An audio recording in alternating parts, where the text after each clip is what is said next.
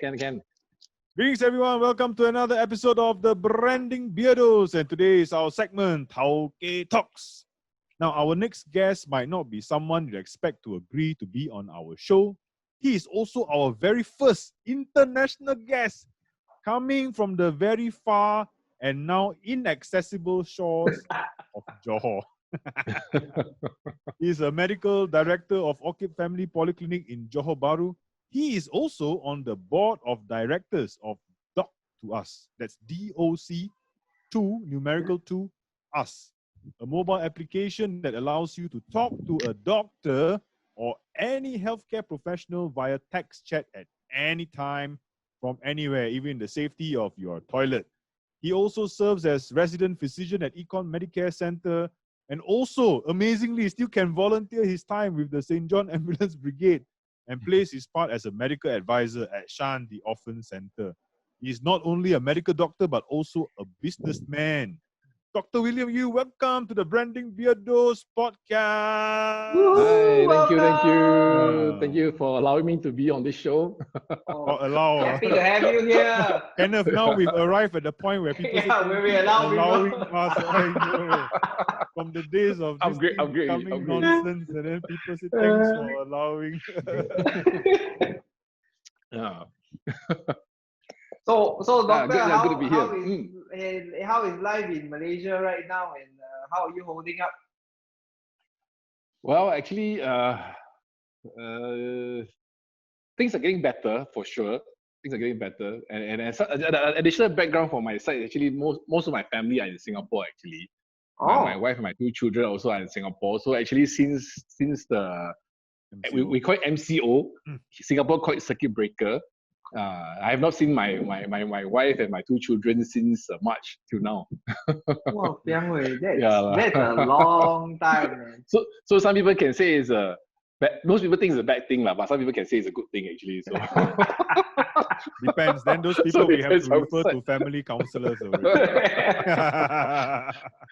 But things are getting better. I think Singapore side as well. I think Singapore is starting school now, right? Yes. Yeah. So for Malaysia's side, the JB side, business are opening up in phases. Yeah. Things are looking more busy at the moment. Not like last time. It was more like a date town, but now it's getting better. When things get better, we definitely want to cross over. Definitely want to cross over with Johor. Yeah, that's the first foreign country I'm thinking only is Johor. Yeah. And go and eat the lobster nasi lemak. Lobster, yeah. Come. There's a lot of nice food. Hopefully they still remain open and not closed because of this whole MCO. I mean, I can't imagine. No, imagine like for me, I was thinking, wow, because this 80 ringgit nasi lemak is not. I mean, I'm not saying that they are only surviving because of big deal Singapore go and spend on 80 ringgit nasi lemak. I saw there's a lot of locals also down there, but no joke, still trying to sell 80 ringgit nasi lemak in a time like this. How it's impacting their business, like everything digital. So you have a lot of choices, but now suddenly from like Setia Tropica and Johor, you can order from other places.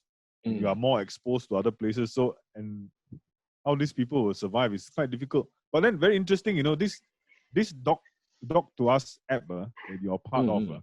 How did that get started? Oh, okay. Actually, good question. Actually, yeah. The founder of this app actually is a close friend of mine, my schoolmate.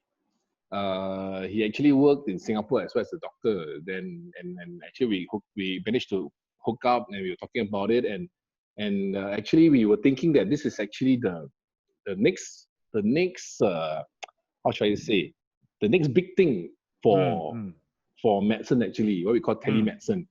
Yeah, because I think because now technology is advancing so much, right? And I think finally now the technology is able to catch up with a lot of things that we cannot do in the past. And way before MCO, then we already thought that this is something that we actually should embark off. Make things very accessible for the public, for them to seek second opinion, or to come and ask simple questions, and then to need to see the doctor as urgently, or you can wait and things like that. Yeah, so yeah, that's how it all started actually. Has the number of subscribers and all that, have they increased in this period? Yeah, definitely. It increased. But our this chat platform, because for this COVID-19 pandemic, they actually come up with a group of doctors that will actually chat with the public for free. So if let's say they have Public any, service also. if let's say they have any query regarding about the COVID-19, there are actually a group of doctors. They will take them to stand by. If they are free, then they'll talk to them for free actually. Right. So in a way, also quite good publicity also for the doctors who take part also in this thing. Yeah, definitely. Yeah. So this talk to us right now, we are serving a big corporate clients. So let's say big corporate clients, they have any problem, they want to chat with us, then we have doctors stand by chatting with them, and then we actually can even prescribe medicine for them as well. How about Verify MC? all following the ethic codes, because this is something very new. So the Ministry of Health also do not want people to abuse it. So of course, a few things is definitely one is the safety for patients using it, and second also they have to make sure that doctors that are using it, they are actually real doctors and not suddenly Tom, Dick, and Harry doctors. Catch me if you can moment. And of course, like things like MC or not getting prescription medicine, these are all very this is very new in this point of time for medicine actually. So I think before COVID-19, things were quite slow. People, I don't think really see there's a need for it. It's more like a luxury, more the added bonus. But I think especially Singapore, you can tell that ever since this thing start, it is really boom. Yeah. Yes. I think the acceptance rates for Singapore is very big. I think a lot of people actually don't mind, paying doctors to talk to them and even get medicine and get MC and things like that. I think sometimes what people need is what's that, like kind of like a peace of mind. Yeah. Not a piece of my mind, but peace. Yeah. So, but do you find that people ask a lot of stupid questions sometimes? Because my thinking is sometimes they actually most of the time my thinking is this. Most of the time people go to the doctor because they want to Towkay. They don't want to go to work. So this kind of case is very easy to see. Okay, stress. Oh, I see. That kind of thing. There are some cases where that it's a fast one. Or they'll tell you that something that cannot be verified, like I had diarrhea through the night, but now okay already. But I need that's a typical one. If you go to the doctor with the following, I have headache, I had diarrhea, I maybe ate something wrong. Most of the time is I don't have a headache, I didn't have diarrhea, and I did not eat anything out of the norm. Yeah, so this one, I think we should write a playbook for HR how to catch them. The following reasons. Put there for a HR thing, right? If an employee comes to you regularly every month with a diarrhea problem, you might want to look further and question the employee about eating habits. So I think that for the online part, I think it was quite a new thing actually. So not everybody can accept it, and I think it's like it can be a gray zone actually. Yeah. So it's really based down to how the doctors' ethics and how they were being governed in the individual country.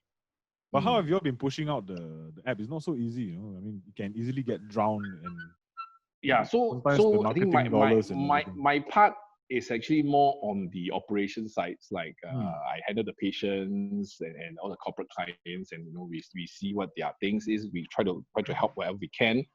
But our main goal is like we think that the patients need to see a physical doctor.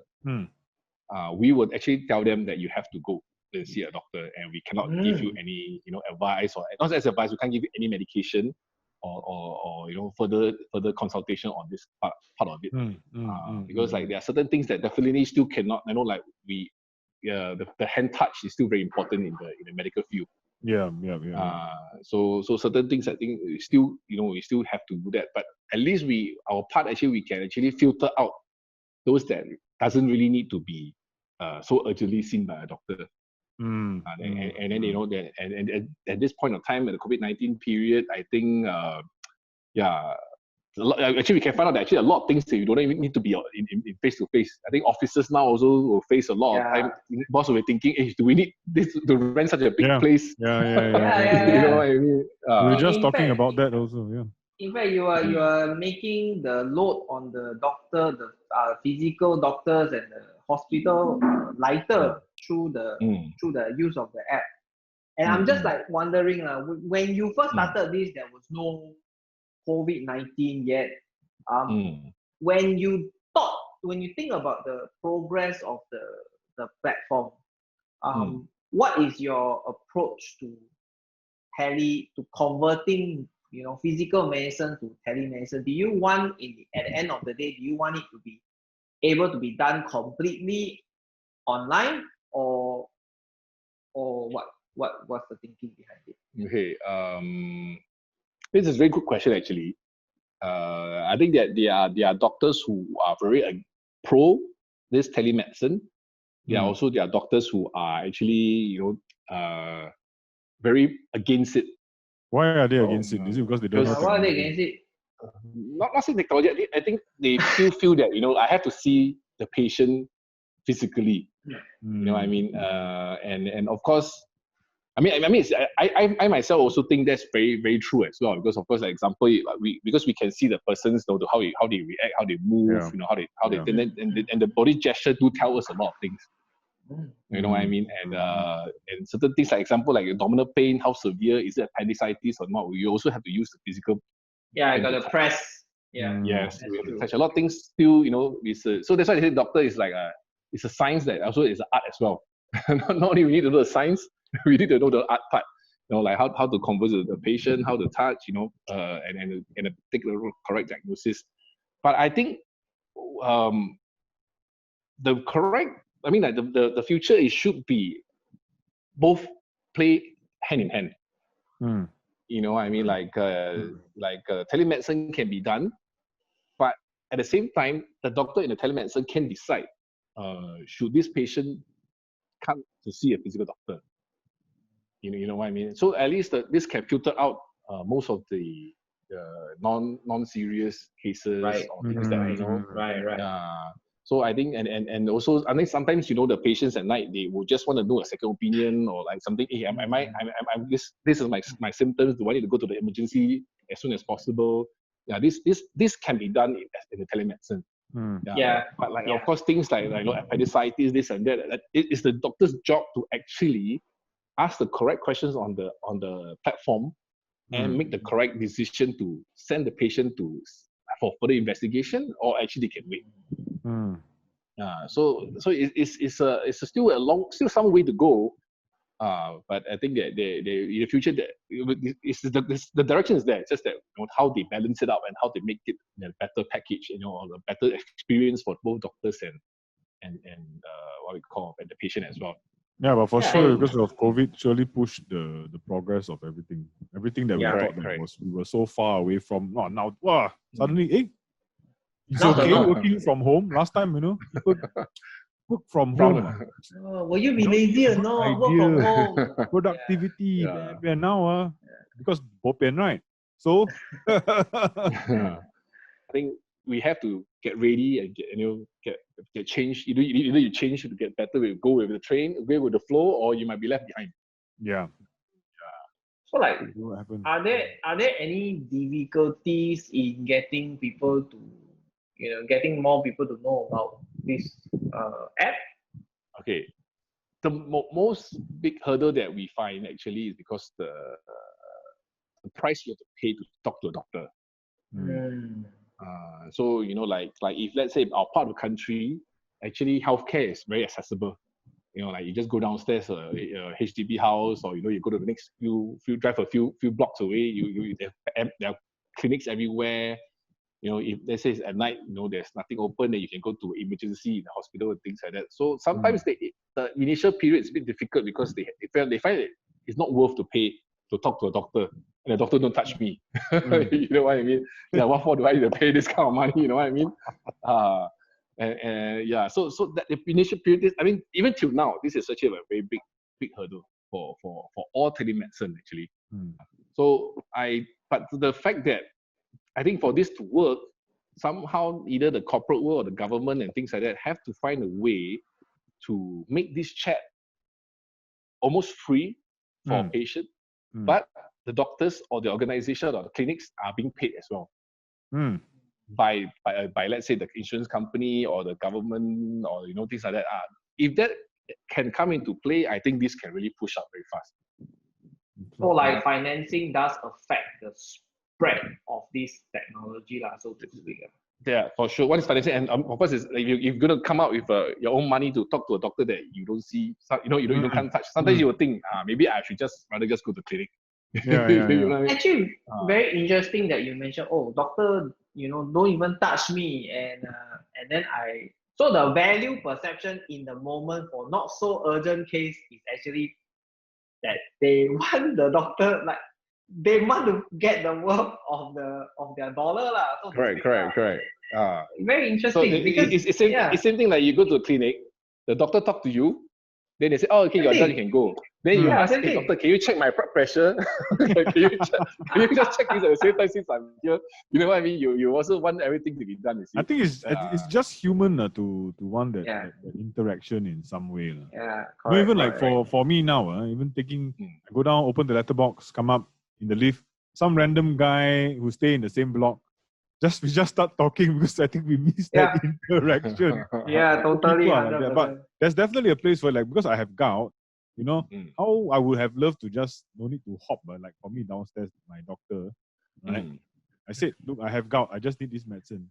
Then they said, no, you have to come down. I said, I can't walk, no choice, you got to come down. Then I have to almost dying to crawl just that couple of 100 meters just to take the medicine. So in this kind of case, this kind of thing is good one. It's important one, Yeah. But people never. Or like the second opinion with the emergency. So I thought I had appendicitis, but I was clearly very wrong. I had a kidney stone. I was in pain, sharp pain, but it was not the appendicitis, but I didn't know. And had I had the telemedicine app then, it was 6 years ago, so no telemedicine app. Had I had telemedicine app then, I would have known. Correct. So yeah, these are the things that very useful, because I don't mind paying if I'm in pain. I don't mind paying like $100 odd, right? To just make sure that I don't have something that I need to go into the emergency room for. What's your big marketing questions for us? Oh, okay. Marketing questions. Okay, I think this goes actually not medical stuff as well. I think to all SME doesn't have to be medical. That's why I introduced you as a businessman also. Yeah. So like I mean, when this COVID thing came upon us, I think most businesses are not prepared for this. I'm not sure how bad Singapore's situation is. Bad. Bad. I think we recorded today 3,800 businesses folded.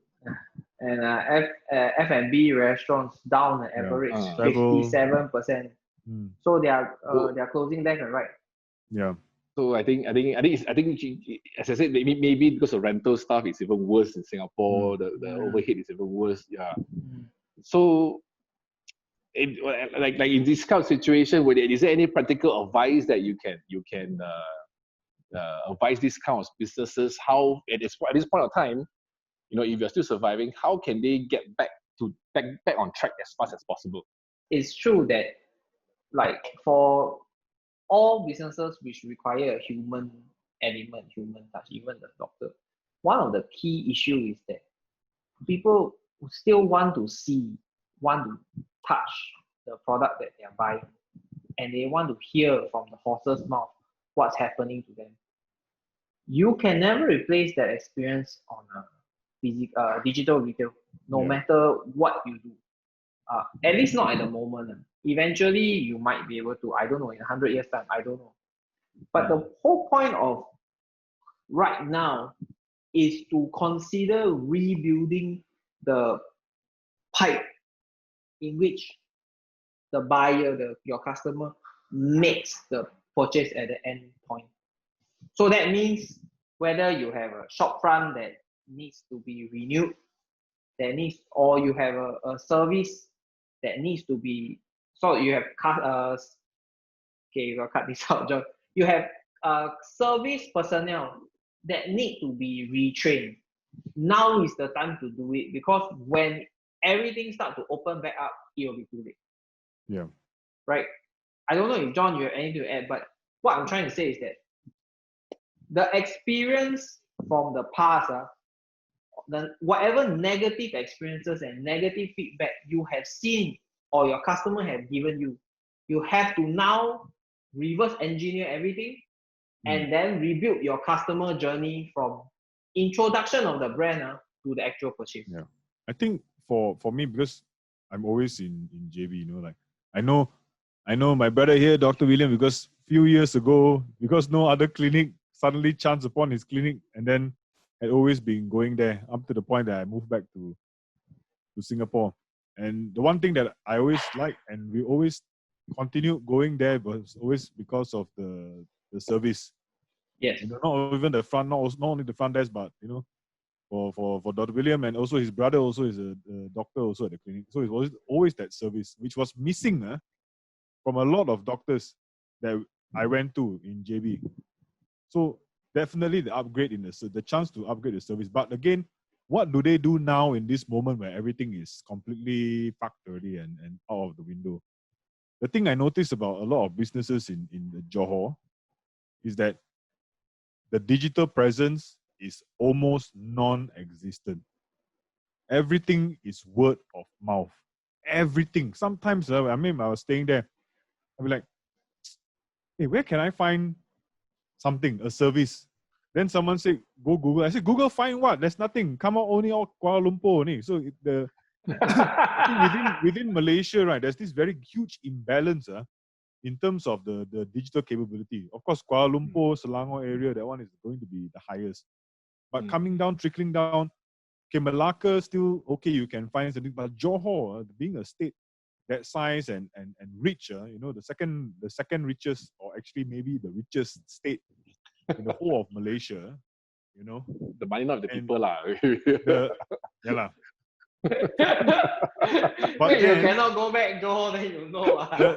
The thing about the proximity, and also the proximity to Singapore, you expect that the businesses would have a much stronger digital presence. And for Singapore right now, what is every company now panicking to do? Making quickly digitize. Even how to maybe it's an industry that never heard of digitizing before. Like we talked on our first Towkay talks we did with Ken Teo, and they did an event, basically like a food digital digital market. Food market digital. So I think it will allow people to order makan from the site. Then they will deliver. Yeah. So trying to recreate that experience, you cannot be there to smell, but you only can see. That means in terms of the visual element of things, have to improve. Because this is a lot of things. So I mean, like marketing wise, I think as far as Johor, unless you're the big shops are like Pets. What's that? The Pets, Global Pets, and all these big names, right? Then the presence is there. But for those small but very impressive businesses, don't have, then cannot find. Which means in a moment like this, you're dead. So I don't know about Johorian. You have to educate me. Is WhatsApp very popular? WhatsApp is more popular in the English-speaking community. Okay. Chinese, surprisingly, use Chinese then WeChat. Chinese WeChat. Yeah. Because I do notice that there is a surge of, like, especially for SME, small companies, right? They like to use, instead of using Facebook or your set up a website, like something very quick and easy is to WhatsApp your existing customer, to WeChat your existing customer. But it's not only about reaching out like that, because one of the things that I noticed also, because this church I used to go to in Johor, there's a guy from there who opened a restaurant. So what this guy did, he make videos. He's a chef, so he make videos of himself cooking. Yeah. Hey, I'm chef this and this from Lemon Tree restaurant. Can't remember, Lemon Tree or Lemongrass. And he's in his house, in his house kitchen. So there's always that human connection. And then he's cooking, and that's how he reaches out to his base. And I think what John is saying is that the content is as important as the content distribution.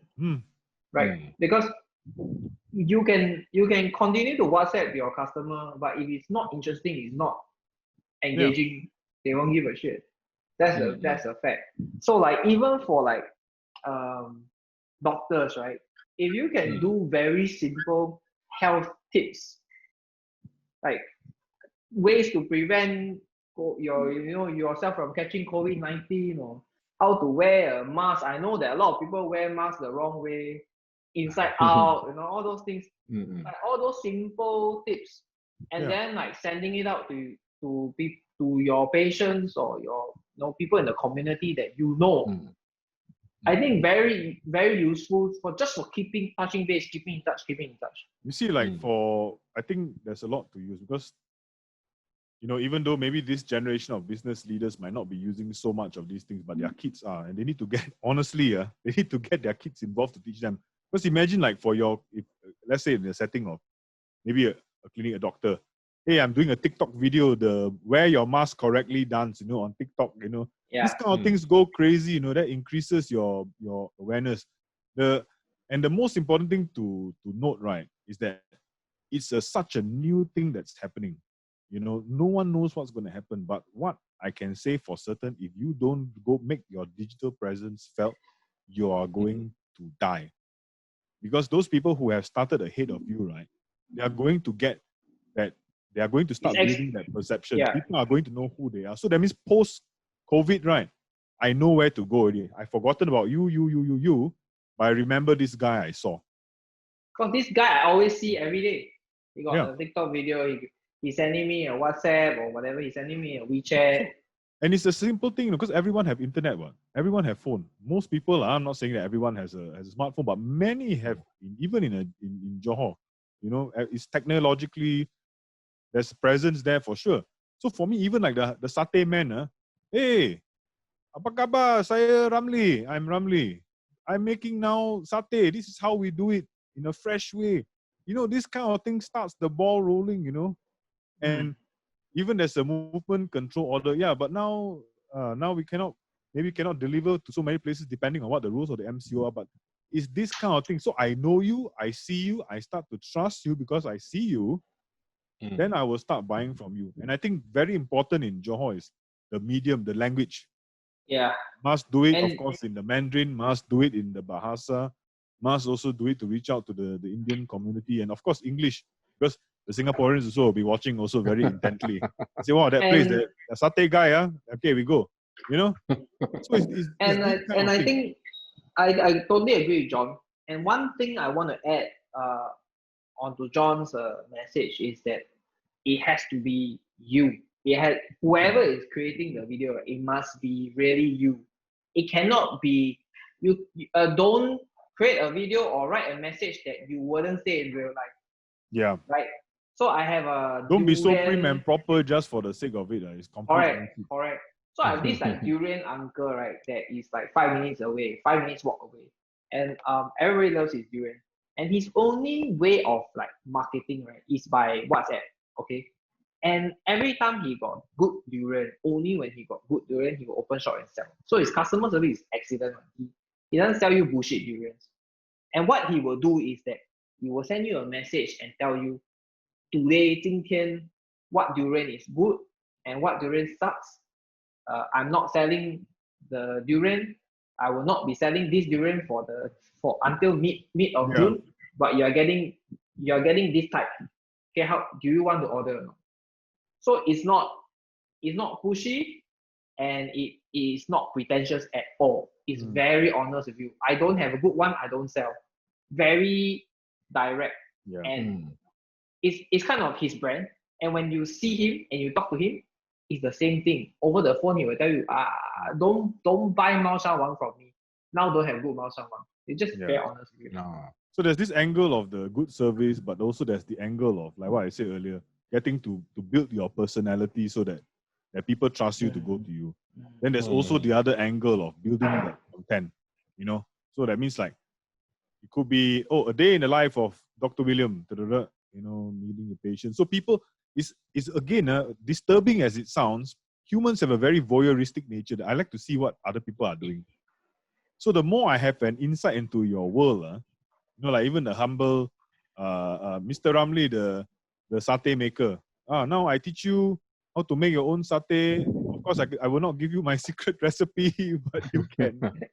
The thing is, even if he give away his secret recipe, most people cannot replicate the taste because it's the technique also. But the thing is that I'm doing a favor for you. Let me teach you. Try, Try. And the thing is that there's this very interesting symptom I noticed with people who open business nowadays is that they think that if you build it, they will come. Yeah. And it is the 100% the opposite. I just had a call yesterday with someone, a client, and she opened a restaurant. She opened an eatery, fried chicken. Too many fried chicken restaurants in Singapore, so you won't know. Fried chicken. And then after that, she said, what should I do with my social media? Are my photos okay or not? Is my copy okay or not? And I answered all the questions. And then she said, very difficult, now open restaurant must learn so many things, Why like that? Why like that? And I said, you want to open restaurant, make money, you don't want to work for you. Say, no lah, now must learn so many new things. And then my answer is actually really honestly, you don't open restaurant. In fact, you don't do any business of any kind. Because the new reality is you need to know your social media, you need to know your digital, you need to have your website. If you don't, I will tell you very directly, don't bother. Because you are throwing money in a black hole. And I think a lot of times people open business and they think, if I open the business, I move around, there'll be customer. It's just too competitive nowadays. Whether you are doing retail, whether you're doing food, it's just too competitive, and you need to shout. You need to find a way to get to your customer space. Yeah. I think certain things, right? It's not difficult to go viral and become popular. My worry would be more for companies that have built absolutely zero database. So either you're going to have a very creative idea and get yourself viral on TikTok, on YouTube, whatever it is. Either you can get there, or you can make sure that the video that you created is spread with WhatsApp so in a ferocious fire manner, right? It's clear that some businesses will definitely not survive this because you have almost nothing to work with. If you have no database, then we're still no ideas into how you can do this. Because like me and Kenneth mentioned before in another episode, TikTok, what is the two key things? Either you do something very funny, or you're very hot, lor. You're very pretty. Yeah, you're very hot, lor. Yeah. Yeah. These two things. Funny, cute. Actually, cute, funny, and hot. Cute. Yeah. Because it can be a cat, a big cat dancing video. This one will go crazy also. So actually, I got in touch with Jonathan because since end of last year, our clinic actually tries to be very consistent in making live video actually. And it's not easy. Seriously, it's not easy. Yeah, we do this every week. I mean, to make a viral video, okay, this is luck. You know what I mean? You never know what people are like. But I think how a lot of, example, even YouTubers or these things, the way they are success because they are very consistent. Yes. Every week, really come out one. I mean, no matter what it is, they just keep coming out. You see. So I think, especially like business like mine or like those people like we are in our practice, so sometimes we just cannot come out with any ideas. We can't come out any content anymore. To a point that, as I said, like I think Kenneth mentioned a good thing. Maybe there's a new job title that you can even be a content maker, manager or something like that you can. 100%. I don't mind paying this person, to come and plan my social media. Direction, like what to do, what's going to do, what do I need to do? You know what I mean, the kind of stuff. What this week we're going to focus on. I think that could be something that I think a lot of business can look into. They can actually get one person or a group of people, depending how big the business is, to actually, put it part of their budget. I feel like they can contact Kenneth and me. yeah. You know what I mean? So that's why I think like because like for me and my brother, we have, especially professionals, because like doctors, accountants and lawyers, we have this problem that actually we cannot advertise. Mm. That's one thing. We cannot do the traditional advertisement. So that's why you never see it on newspaper. Yeah. For sure. Not like in the saying that, US lah. So sometimes we have to even be more careful, or like how we promote this. You see, so like be more in terms of people actually sharing their experience in our community. Correct. Yeah, and or like doctors like coming out with some kind of talks and things like that. Yeah. Or sharing stuff. But yeah, as I said, it's actually a very tough work, and it's actually a commitment. I think it's not. I think for you, I think you have the flair for it, and I think that I always forget your dietitian's name, but she also is quite funny also. Yeah, she's really funny on her own. But I think the issue for you might actually be the language. That's one thing also. Yeah, because I think most people around here, they prefer Chinese. Yeah, if you do it in Chinese, you do it in Cantonese, you do it in Hokkien, then within your market will be good. But the thing is, it could be structured in a way where you are sometimes doing it in English, sometimes doing it in Chinese, depending on where you think this particular topic will hit more. John has hit on two of the key things, right? There is one more key thing that you can consider is looking at what is culturally relevant at the moment. So a very good example would be this debate is still raging, and it always you just need to go on Facebook or social media and look for what people are fighting over, and your opinion, because you're a professional, your professional opinion on it. A really good one would be vaccination. There is this right, people are like anti-vaccine movements, and then there are people on the other side, right? So like, what is your opinion as a doctor? Right. And sharing it very candidly on your social does help, because you're establishing your professional credits, but at the same time you are addressing a real social issue, which you are very much involved in. And because this thing of vaccination is bigger issue that people not doing it from the West. So it's a chance to also hear, hey, look, we in Malaysia, in Malaysia, everyone gets vaccinated. It's mandated by the government. It's fixed. You got to visit. Can't go to a private place to it. Government. And this is what the data says. So vaccinations work. So, like, for example, if you're trying to make a stand for something that you believe in, and within your context, you are bringing it up as a public service announcement. In Singapore, I wish a doctor would just stand up, because there are Singaporean parents who are opting not to vaccinate their children already. Actually, this is how should I say? I don't know if you follow this Z.MD. It's doctor in US. I think working in Las Vegas. And actually, there's one episode that he actually talked about these anti-vaxxers. To the point that I think is what he says is very true lah. There's no point arguing with them really. They are like so blind. They are so convinced. They only see things that will only support their ideas. They really see a research paper, then they will pick those things that actually will reinforce what they believe. And they will not. You know what I mean? Like they are so. Like maybe it's a bit like they join a cult that no reasoning to. You're 100% right. You've argued so much, you can show them all the evidence, but they will never change. Correct. And the way that you said it is correct. So that means that if let's say you're talking about this, right, and you put yourself in the camera, don't suddenly go, hi, my name's Dr. William Yu. I'm from Malaysia. Don't go into that mode. Go into whatever you just did. What you just said. And talk about this. It's like it's a cult. It's like they're useless to talk to them, but it's very important.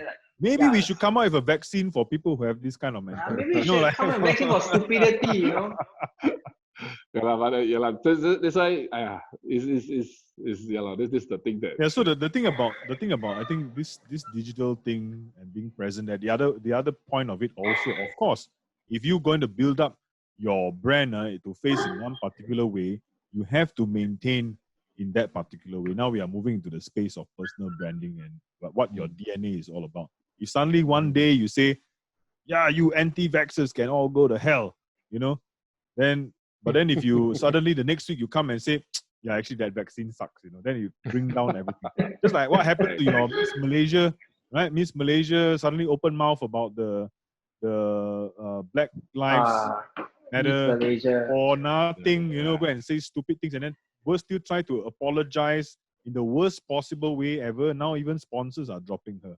So this is what you get for not weighing out the consequences. So it's like, what did she say? She chose. They chose to be black.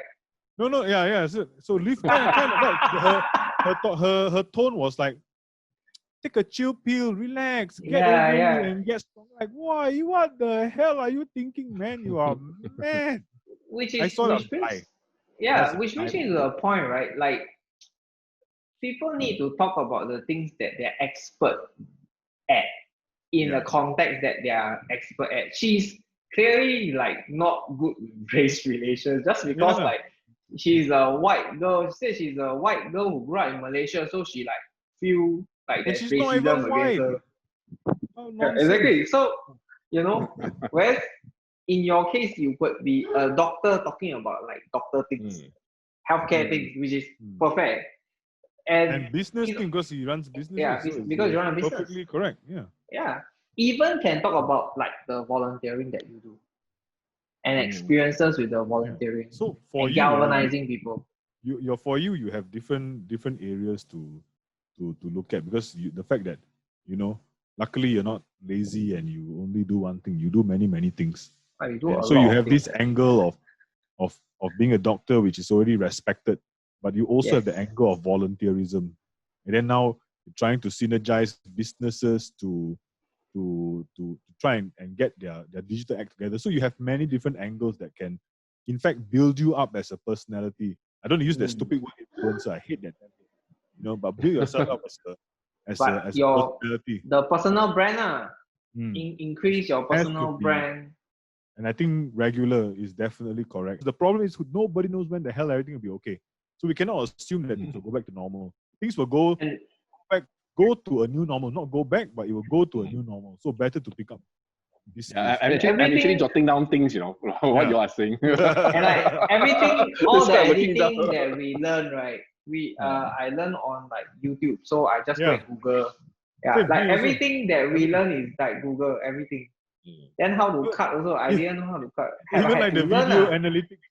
How to do don't know.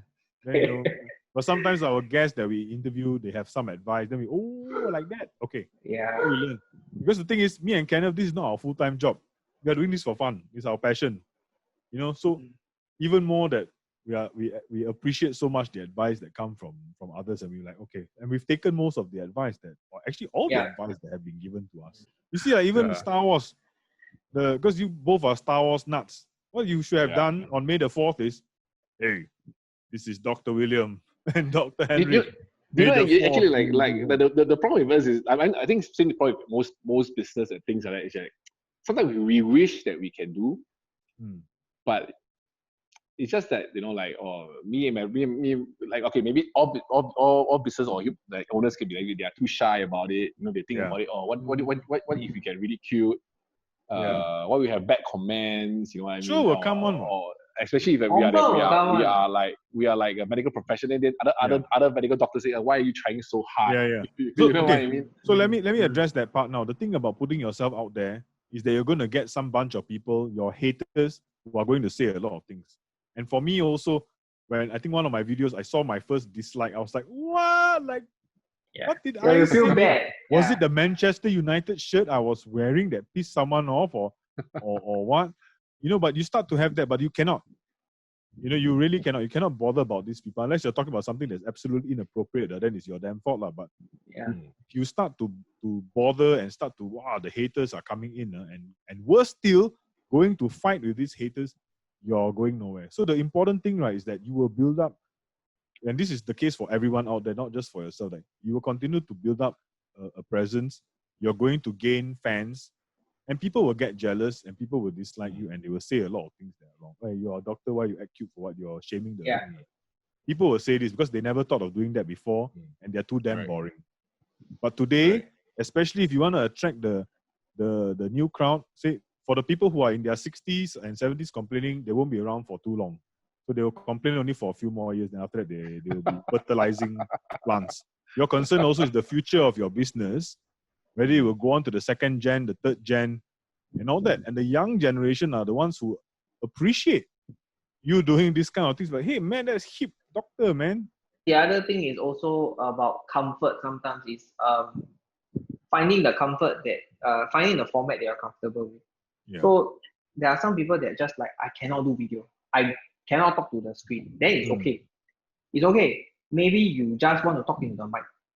Yeah. Maybe you just want to write. So like got different forms of expression. So it's okay one. If you don't like to do, or like you realize, hey, I'm not comfortable on video, that's fine too. I think the one way that But it's very dependent also, very dependent on the sector that they're in. Yeah. I believe. But it could be maybe like a travel, let's say a travel guide, right? No business now. So you come up with of course, it might not help you to build up sales now, but it could help you gain sales in future. Okay. Wow, horror stories of the tour guide. A new podcast. Oh, I tell you, even I will listen to it. You know, being a travel agent, I tell you, the other time I remember bringing this group from this part of this particular country to this country. My God, those people, then they start talking about, and people love hearing this kind of real life story. War stories. Yeah. What people like to hear is this. No one wants to hear the nonsense of, and then I bought my Mercedes and my bungalow and these people will fuck you up very fast when you do that kind of thing. Most people want to hear that. How you suffer. Why you suffer? How you suffer? How you suffer is so important. So I think like going back to the start of this, right? John really did. I think what you and John mentioned about, one is consistency, two is actually starting it and keeping it going, is really the key to gaining digital presence. Because when you start and you continue to create content, like a really good example would be our podcast. We started literally with zero, but now at least we have on YouTube, every video will have at least 10 views. We started at zero, right? At least 10 views. I think our most one right now is hitting 50. This I'm quite happy. Right, and then we slowly built from there. But it won't happen overnight. It won't have, unless you're again a hot girl, or like you have cute babies or like cute cats. I think like me and Kenneth, we have more followers. If we are more handsome, we would have gotten 1 million. It's like I look like Korean oppa. I wish I look like Korean oppa, right? But I don't. So I mean, like maybe this is more of a general question now, real quick one. So like, I mean, in the current situation, is there like what are the practical steps? In like example, like how they can, like get online as fast as possible, or how they can get aid, or how they can keep their business going. What are the few things that they should actually explore, before, let's say it's really they are in like that, they're going to get close soon. But I mean, that few things, what are the things that they can actually still go through to make sure that they still have the last chance to actually continue the business? Any advice for business out there? I think for me, it's really creating some content as quickly as possible. Very important. Like Kenneth's example of the durian guy. Hey guys, I've got all these durians here, for example. I've got all this stock or t-shirts, for example. Buy them. I'm going to be selling them at this price. I have these sizes. More details in the video, the better. Then if they are not on all those channels yet, then it should be going out first into places like their WhatsApp, sending it as a WhatsApp video, sending it as a WeChat video, and asking their friends, blast it, share it, leave their contact numbers. There's a WhatsApp business now, right? Which not much people know about it, right? Correct. Yes. But you don't. Yes. I mean, for this moment, right? Don't need to complicate all this. The normal chain of your friends should be able to take these things very far. Yeah. Broadcast a message personally. Type it out. Attach a photo, Support and me. that's it. Yeah. Yeah. Hey guys, I'm doing this. I'm selling this at this price. It's a special for this period. Yeah. And this price plus this amount for delivery, or if you come and pick it up from me, how much this cost. Must and then give just details lah. give details and then take a photo of it and send it out and really send it out to your friends and your relatives. Just, if you don't tell me you don't have like friends, okay? Like send it out to like 10 people, just 10 people first. And if you get one sale, then continue to send out to another 10 people and keep going. Yeah. At least you will make some money first. And why I say this, because this is the fastest way. Also, if I say, you need to do your brochure, you need to do a Facebook page. A lot of things then you put your but this is the first step. Facebook ad. No? Yeah. Especially if you are someone who's dealing with perishable goods and all that, things can go bad. You don't have refrigeration capability. You to hold need that it long. now, right? Then you say, hey, look, I need this to sell now. I'm giving this price. Please contact me at this number by this date. Very fast, and go out. This will be the first step. Then and if you forward this to your friends, please let them know. Forward this to it's very easy to forward to their friends. It's literally a button press. So forward this to please tell them. Remember to tell them to forward it to their friends or send this to your friends, because it really does help. Like adding a call to action at the bottom of your message, right, helps to push that. Yeah. And I think the next step after that, when you are done doing this first part, then it's ready to sit down and seriously starting your social media channels. Your Facebook. You must get that. The basic for you would be the Facebook, basic. And the other thing that some people forget is the Google My Business. So Google My Business is connected to Google Search as well as Google Maps. So if you fill in the necessary information for your business at the business location on Google Maps, you're going to be able to provide a lot more information very quickly the moment of searches. Then you show up on Google Maps when people are driving. So another quite good interesting question is, like, among all the social media right now, right, which one do you think is still the most popular one? Depends. Depends on your product. There's no clear winner. There are some people last who can time used to be Facebook, right? But now it's like not necessarily that, right? Not clear. Yeah, not clear. Malaysia, I think you really have to see, like earlier on we talk about WeChat, we talk about all this. So it's really about the language, the target market you are reaching to who speaks this language. So you might require multiple to talk about the same thing, but reaching out in different languages. There's like really for Singaporeans, right? Anyone above 30, right, you can still reach by Facebook.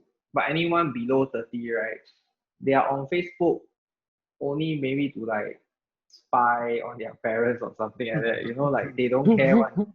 So they don't care about Facebook one. They think it's dumb. Yeah, a lot of people on Instagram. Then there are people who are like just like TikTok or Snapchat, and they are the ultra young one. So like the format and the way you present yourself is also very different. Like in TikTok versus on Facebook. So like selling products, you gotta know first of all what you want or who you want to reach out to, and then just choose the platform. Yeah, don't have to be on all the platforms. Just choose one platform that you know you can hit your target audience. For my side, I think just something to share, like how I survived lah. How I survived. Because actually, like when this whole MCO started, I think it was quite bad. Things was quite bad. Like like even though we are part of the essential business, but the first 1 month, I mean, I think it's same for everywhere. The patients there's not much patient. I think business actually dropped almost like 80% to 90% for a lot of places, even hospital, things like that also. So that there was this period that actually we really had to sit down and think on how to survive for this period. So I mean, these are some of the practical things that we did lah. So I just give a quick share. So first things for sure, of course, we actually, I think, and the same goes to all businesses. I think that they can do is think of what are the debtors, that the money that you have to pay, who you actually don't need to pay first.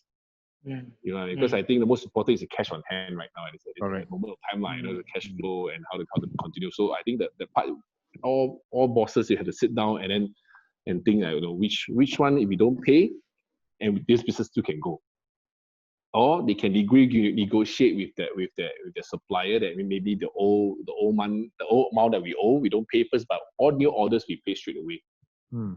So these are, I think, some of the very practical things that I think some businesses can think about to do that. Yes. Second, of course, is to explore all kinds of aid lah. For me, I just sit down, I check all the government aid and things like that. You just apply. Okay, you never know which one you might get. Even bank loans and things like that. I think just to, because we were thinking that, you know, right now what we want is actually to have the cash, the power of cash to keep it first. Right. So that's another one. Then third, of course, we all find out that we need to have a delivery or internet presence on how to, you know, like, and of course we know that being on Amazon and all these things is not practical. So in the end, we found out that one of the things that's very booming, especially I think in Singapore, is Grab and Food Panda and things like that. So I think F&B, they must really go into this, no matter how much they hate it. No choice. They have no choice. Seriously, Earn less or you totally die. And even if it's a surprise, my clinic, I even contacted Panda. Now we are on Panda Mart. Even though it's not a big thing, but we just not like we don't think that it will give us good business, but it's just additional things that our patients can go to. You know what I mean? Like every little way you can, basically every single. So I think there are a lot of things out there that we can leverage on. You see, so like even Panda Mart, you know, they can buy over the counter stuff, dressing if they need, and I think the last of things actually is really to either, how should I say, talk to your team, and of course you know to give them morale, to boost their morale. Tell them, you know, we won't fire you, but we have to work hard. You know what I mean? Yeah, exactly. You know, as long as our business survive, of course, everyone, you know, you won't lose their job. You see. So yeah, because I've been hearing a lot of sad things going around JB as well. Like my friend's shop, I know that the spectacle shop is going to close.